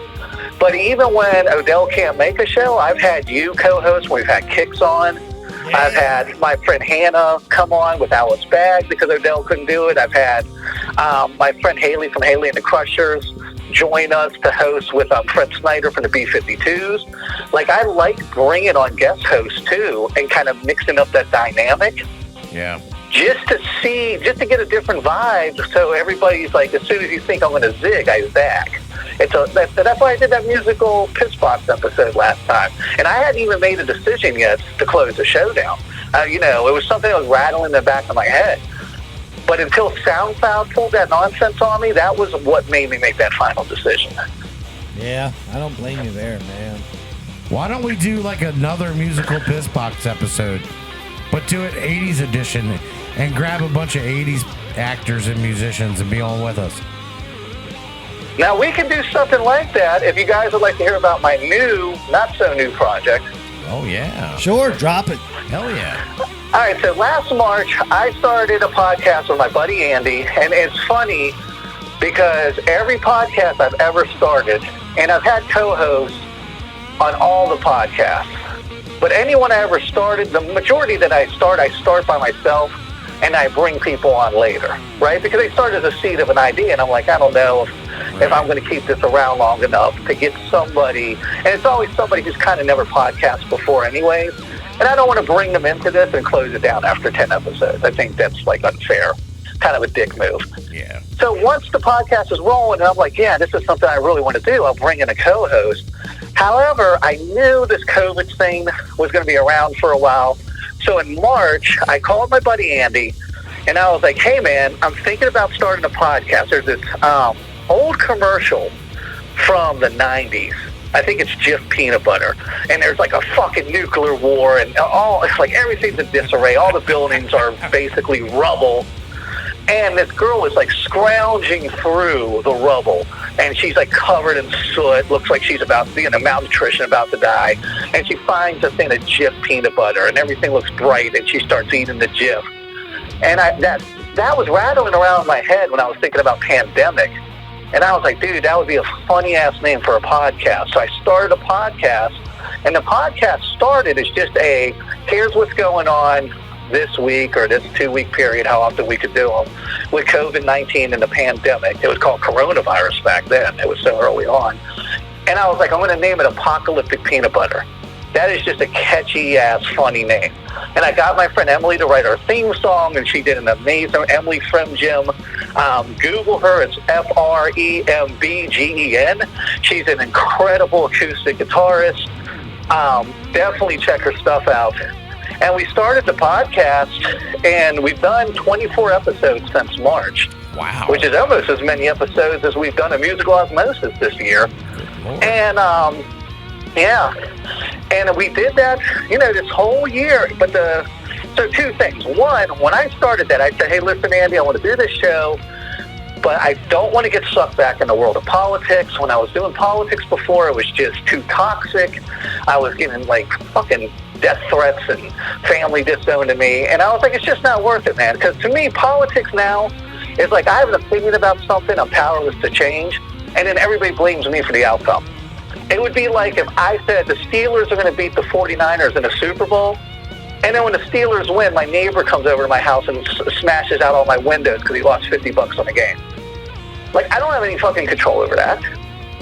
Why are you getting mad at me because I have a political opinion? I live in a solid red state. My vote doesn't even count because more times than not, I vote Democrat. My vote doesn't even count here. I'm of no threat to you at all. I'm just a guy with an opinion. And I just didn't want to be in that world anymore. But I got to tell you, dude, COVID got so fucking politicized, it turned into a political show again without me even knowing it. So I was like, well, now I'm kind of unhappy again because I don't want to just do a straight-up political show where every week we talk about, this party's doing this about masks or this party's got this conspiracy about vaccines. I just don't want to do it because nobody's going to meet in the middle. You're going to listen to 5 minutes of it and either hate my guts or agree with me 100%. The gray is gone. The center couldn't hold. It's done. Yeah. I didn't want to quit that because I think Apocalyptic Peanut Butter is a good name. I like the theme song. I like Emily. She comes on once in a while and does a music segment. So I was like, you know what? I'm going to relaunch Apocalyptic Peanut Butter. The beginning of the year, we had a lot of different guests on that show too, man. We've had Lee Camp, and these are all cats I've already got a relationship with. Vermin Supreme, Mary Birdsong from Reno 911. We've had a lot of great guests. Andy is not as comfortable, obviously, interviewing guests. This is his first podcast, especially since a lot of guests we have on are, semi-known people. Right. So he just wants to do news with me on Sunday. And we just do a weekly wrap-up on the Sundays we can do it. And I said, yeah, but I have all these relationships. I still want to interview people, but I want the freedom to do any kind of show I want. If I want to talk about politics on Monday with like an activist, I'll do that. If I want to talk about music on Tuesday with a musician, I'll do that. I'm not going to play their song anymore because I'm not having my shit pulled no more. But I'll promote the hell out of their stuff and put their videos on my page and stuff. If I want to talk to a comedian, if I just want to get on there and talk to someone about the latest comic book or TV show, just pop culture stuff. And I don't want it to be formatted. I just want to, I've been watching, I just started rewatching The Outer Limits from the 60s. Oh, yeah. And I was like, man, dude, these are like little morality tales cloaked in sci-fi canon, you know? Still like relevant today. Relevant today. I want to just do an episode where I get on and go, man, I just watched 3 episodes of Outer Limits last night. And I want to have the freedom to do that. So we are relaunching Apocalyptic Peanut Butter. A comedian named Lou Perez is coming on for our first episode, January 2nd. And honestly, I scheduled that out. That's a totally different... Lou actually reached out to me because I was doing stuff with William. And he was like, oh, man, I just saw you ran William's social media. I'm a big fan of his. And we got to talking. But outside of that, dude, I just want it to be kind of like not like a day's notice at the most. Somebody posts something and it's an interesting thread. And, you know, if it gets heated, I want to do a segment called Post Warfare where we just talk about that post on their Facebook and how it went off the rails.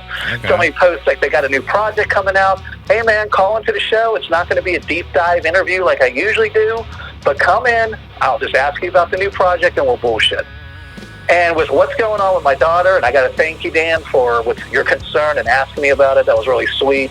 Yeah, with her needing extra attention because she's kind of struggling right now with an eating disorder, and with things the way they are in this country, and with what we were talking earlier, with it's so hard to make money now doing this because so many other forces have moved in to try to like fight it out for every penny out there. I just want to jump on air and talk. I know, man. Just talk. That's all. I just got to keep talking, man. Yeah. That's what I want to do, and that's what Apocalyptic Peanut Butter is going to be about. You know, you might hear an episode you hate because I'm ranting about something political, but I would say more times than not when you turn it on, we're just going to all be cutting up like that musical Pitch Box episode we did. There it is, and it's going to be like that. And feel free to hit up your boy Dan Albin if you ever need somebody to be a guest host one night, because I'm available more often than I used to be these days. So I'd love to mix it up with you, Nick, man. That would be a pleasure and an honor. Well, I'm going to have everyone on, dude. My goal, actually, I have around 1,200 friends on Facebook. And outside of some people I grew up with, like I've just added people I wanted to have on the show or I've had on the show. And my goal is to put a big dent in that of people that I haven't had on yet. I mean, I probably had 300-400 people from my Facebook on my show. Yeah. But I want to have, like this year, at least another 50 people I've never talked to on the show. Right. When do I get a turn?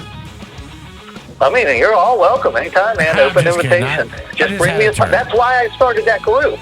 Right. Because I want to post in there, hey, does anybody have a topic they want to talk about today? Yeah. And if someone says yes, I'll be like, let's jump on air in 2 hours. Yeah, perfect. I like the group. It's cool. I do. It's a great group. I enjoy the group. I like the exclusivity of it. Yeah, it's very exclusive, and we shouldn't even be talking about it right here because it's so exclusive. Yeah, I've got it hidden because I don't want any trolls in there. And you know, and we've got a small amount of people, but the tone of that group, how once in a while I'll put something political in there, and then we'll get posted about that monolith like all the time, or we'll put like different weird stuff in there. That tone of that group is what I want the tone of the podcast to be. There you go. I like that. Yeah, feels dude. Good, man. Yeah, dude, I love it. It's good stuff. Yeah. Cool. So fingers crossed, man. After 8 years, I mean, I'm kind of in the retirement stage. I am hitting the road this summer. We could talk about that too with a new project.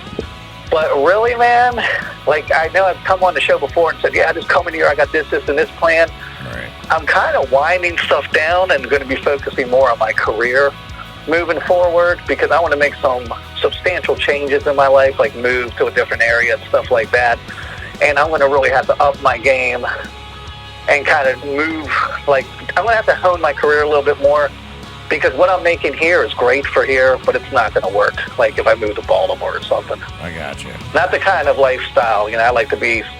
I don't want to have to worry about where my next meal's coming from. You know what I'm saying? Yeah, dude. As long as you keep getting those discount potato fries, you're gonna be fine. Yeah, I think that's the last thing I need. Everything's gonna work out. Well, Dude, I ate like 4 different things after that to try to get the taste out of my mouth. Oh, sorry. You should have just licked an ashtray and washed it down with a natural light. Oh, dude, how about a Lowenbrow full of cigarette butts? That happened to me. Oh. It was actually a St. Pauli's girl full of cigarettes. Oh. I told that story today. How weird is that you brought that up? Yeah, I just felt the vibe in the air, That was brother. 25 years ago. Dude, I was dead. It's I was sick as a dog. We are very serendipitous tonight. Lots of crossover in our experiences. It's cosmic. God. This is a 99th cosmic episode. yeah, Isn't it it's beautiful, happening, man? That To end what I call the 99. upside down year. I'm gonna create a group called Control Alt Delete and restart Yeah. this motherfucker. Yeah, Restart it, can we man. reboot the country? And it's crazy, right? And I'm not going to go too down the political rabbit hole, but it is crazy, man. And I do want to talk about some of these issues. And I like guys like Lou Perez. He's going to be our first guest because him and Lee Camp are the only 2 political, I'm saying in air quotes, comedians I've ever seen that doesn't get a bunch of hate mail. They are able to be sarcastic and talk about politics without getting a bunch of hate. And I really want to pick this guy's brain and see how he does it. Because what I used to write for political sites and do a political panel show and some activism stuff. And when I did it, man, the level of hate I got. And a lot of it was framed in like snarky type of, like joking type of snarky, sarcastic type manner. Yeah. But I don't know how those guys, and I've only seen them 2. I mean, you go to like Patton Oswalt's Twitter or David Cross, man, those guys are getting cussed out left and right. I'm sure. Well, Twitter's the most They push the unhappiest envelope. place on earth, dude. Yeah, they push the envelope, man. Twitter is the most unhappiest place on earth. Well, I don't know. Parler now is, I've heard very bad things. I'm impressed if the app can run. What, Twitter or Parler? Parler. That thing's ghetto as fuck, man. I've already heard people are getting kicked off of there for not following the guidelines. There are no guidelines. It's the Wild West. Look, that site started off in October. I was just reading this If you article. get kicked off of there, it's pretty bad. Right? They were the #1 social media site as far as growth in October, and now they're down to 587. And I was reading, and these are all, people on one side of the political fence. Those are the only people in there. And I was reading some of the comments, and it's like, I really want to like Parler, but it's just an echo chamber, and there's so many conspiracies. Like, I don't know what's real, what's to believe. And plus, you have a bunch of people who are all on the same side of the fence politically, but because they don't have that other side to argue with, they're all like, I'll Civil War you. No, I'm going to come Civil War your house.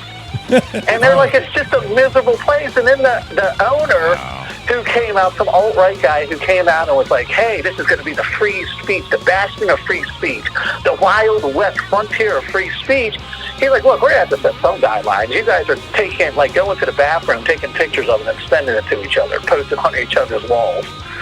Like, you guys are sending death threats to each other 20 times a day. Like, there has to be some standard. And then people got pissed off about that. And then, unlike all other social media, you have to even get in there, you have to have your driver's license. You have to send them a copy of your driver's license and all this personal info. And that's just a fucking China hack waiting to happen. Wow. Yep. I used to have good It's ideas miserable. after a few beers too, but then I wake up and just move on. I'm not it's going to go crazy, any dude. further with this one. Yeah, we're going to let this one go from here. I'm going to say this. Nick Katsouros, shout out to Odell Norman. You 2 guys have done an incredible job in the podcasting world that I just can't say enough about. And we thank you for everything and every hour of sacrifice that you put into it. Because I say that because it takes a lot. You got to give up a lot to put episodes together. You have to give up your time. away from your family. There are things that are involved to do episodes. A lot of people don't realize. You have to cut the rest of the world off when it's time to do an episode. So we respect you for it. We thank you for everything that you guys have done. The hard work over the years. Much respect from me and Dan. Yeah. 100% respect. It's on. I appreciate that, man. That means a lot. And that's, that's the pull the slot machine lever, like, payoff of it. Is just having other people that are your peers that you respect their work, respect your work. I mean, the first time we had William on the show, I used to do these videos called Morning Rants for my bathrobe. And I would just wake up, and sometimes I'm doing them like 6 in the morning before I have to clock into work, and just going off about whatever I'm thinking about that day news-wise. And William Sanderson, the very first episode he was on, he was like, I love your morning rants. Like, he took it upon himself to Google me and look me up and see what I was about, which shows you how much class this guy has to actually be concerned enough to look stuff up to give a good interview. And I was like, wow, William Sanderson digs my stuff? That's insane. That's cool. Yeah, that's way cool. That is so cool. Yeah, and that's what it's about, man. I mean, but you guys know this. I'm sure you guys get all kinds of praises and thankful type messages and stuff like that too. Oh yeah, dude, I can't keep up with them. Some I haven't even answered yet that are months old. It's just I don't have time. And that's what it comes down to, right? At the end, you want to know you did something good in this world. And it's, it's a small thing. I've helped some bands out here and there. I've promoted stuff. I've introduced people to other people, and it's helped both of their careers. And I've got to see them flourish. And I'm pulling all these little strings here and there and making things happen. And it's a small thing. But then again, in my mind, art has never been more important. Music has never been more important. Everybody needs to escape right now. Everybody needs to flex that creative muscle. Yeah. And, so on one hand, end of the day, I'm helping out a bunch of bands or comedians, but also, I'm kind of pushing the train along. And I'm okay with that. I don't have to be the conductor. No, I'm okay knowing that I just help, lay down a mile of track. Yeah, or just shoveled a shitload of coal to keep it going. That's great, man. That's great. Well, that's why we respect you. Yeah, man. Because you don't need your name to be the brand. You want the hard work to speak for itself. I think that's important, man. And I think at the end, the hard work, I mean, I'm old school, man. Like, I grew up in a very conservative household, and I grew up in the punk rock DIY world. So a lot of this stuff that people like to apply to anybody who's left of the Tea Party, that they're lazy and blah, blah, blah. That's not I came from a very blue-collar, lunch-pail, do-it-yourself, punk rock world. I grew up in a very John Wayne, pull yourself up by the bootstraps. If you want to do something, go out there and do it. If you put your mind to it, you can achieve it. Like, those conservative values that I grew up with, that was embedded in my head by my dad. Like, that's one of the things that have pushed me to go, all right, step by step, let me just get this shit done. And, I'm not going to just sit on my ass and just wait for things to happen. I got to go out there and make this stuff happen. Oh, yeah. And that is one of the things I think growing up in a conservative household for, and then moving in, and I think that's why I gravitated towards the punk rock community so much, because they were so about controlling their own music, their own magazine, their own scene, their own community, I've always been a really big do-it-yourself guy, and I like to think that goes back to just kind of growing up rebellious, but in a conservative household that had a lot of hard-working, working-class values. Yep. There you go. That's it, brother. Wow, man. Dude, almost an hour here with Nick on the phone. Yep. Dude, man, what a home run tonight, brother. Yeah, okay. Yeah. I hope so. I hope we're not boring the shit out of anybody. You're not. No, dude, time just bam. I'm like, wow, dude, we've been rapping along. Dude, I loved having you on tonight with this. Man, it was just great catching up with you. Sending off musical osmosis. Getting ready to get the apocalyptic peanut butter. Getting cranked back up in 21. Yeah. So that's awesome. And let me ask you guys, how do you feel about 2021? I'm going to be doing a new project, if everything's semi-functional, called After the Pause, and I'm going to go and interview a bunch of bands. I think I'm leaning now towards a web series because I have so many bands I want to interview and content, where I'm just going to talk with bands all over the place. I'm going to fly around and talk with all these bands about how COVID era, how it's impacted them as an artist, how it's impacted their communities, what they had to do to stay alive, because a lot of these guys are like running their own indie labels. So I'm kind of looking forward to 2021. If I could go to sleep tomorrow and wake up and it'd be 21, I'd be happy. That's right. I'm quoting Pete Townsend right now, but I have a feeling 21 is going to be a good year. So you guys are looking forward to it? You don't think there'll be just nothing but political chaos? You know what? Fuck it if it is. We're still doing this goddamn show. So, yep. Fuck them. Fuck them. We're still doing I this show. feel good, though, man. For the first time in a long time, I feel very optimistic. And it's not just because of, what happened with the election. That's such a small part of it. They're rolling out the vaccine. I know a lot of people probably don't believe in it or aren't going to get it. But I don't know, man. I just feel like we all want to exhale and have fun. As a country, collectively, man. I know there's some angry people out there. But even the people who were angry for years, I think people are ready, especially once the country opens back up and this summer you can go to concerts and the beach and football games. I think people just want to get back to what we used to call normal, right? Yep, I think so. Sure, there's plenty of people at certain football games in the country I've watched over the last couple weeks. As far as all that other stuff goes, yeah, I don't think we're going to touch that right here, right now. That's fair, man. Yeah. Like I said, I'm looking forward to it. I think it's going to be a good series if I can get out there and pound the pavement and make it happen. Make it happen, Captain. I'm going to try to juggle that with this new podcast and also with my family responsibilities and trying to plan for, the next 5-year plan. But for the last couple of years, I've been in a holding pattern, man, just kind of like jumping from thing to thing. Yeah. But starting next year, I'm really putting a 5-year plan together for the first time in a long time. Good deal. Yeah, right, man. Right. I dig it.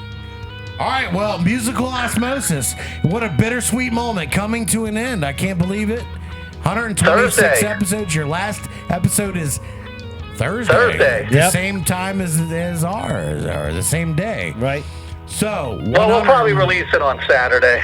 126 episodes, is that correct? That is correct, and it is the longest running podcast I've ever been involved in. Awesome. And I've done 12, 14 podcasts, and this is the longest running one. The biggest episode count, at least. Wow. All right, well, our love goes out to you, Odell. Nick and Odell, Musical Osmosis. I can't believe it. We're getting your last interview as Musical Osmosis. What a moment for us. We thank you for everything you've done. Nick Katsouros, the Podfather, right here on our 99th episode of the Southern Maryland Guitar Guru Show. Right on, man. Thank you guys for all you do. Congrats on coming episode 100, and I will talk to you guys in the new year. All right, Nick. Take it easy, buddy. We'll talk at you all right, 21. Guys. All right, man. Peace. Wow, yeah, dude. man. We knew we were gonna have an episode tonight, man. That was an hour-long call with good old Nick, man. How could you not have an hour-long call with one of our mentors of the show, man, of what we do? That Nick has been so detrimental in helping out. He is the kind of guy you reach out to, and he has no hesitation. Doesn't even. He just gets right into it. What do you need? What can I help you with? Right. That's the kind of guy that's perfect for us, man. Yeah, man. Send them off good, man. Yeah, looking Musical forward to next Osmosis. year, man. Musical Osmosis. Dude, let's kick off because we got a couple minutes left. Let's just knock this out.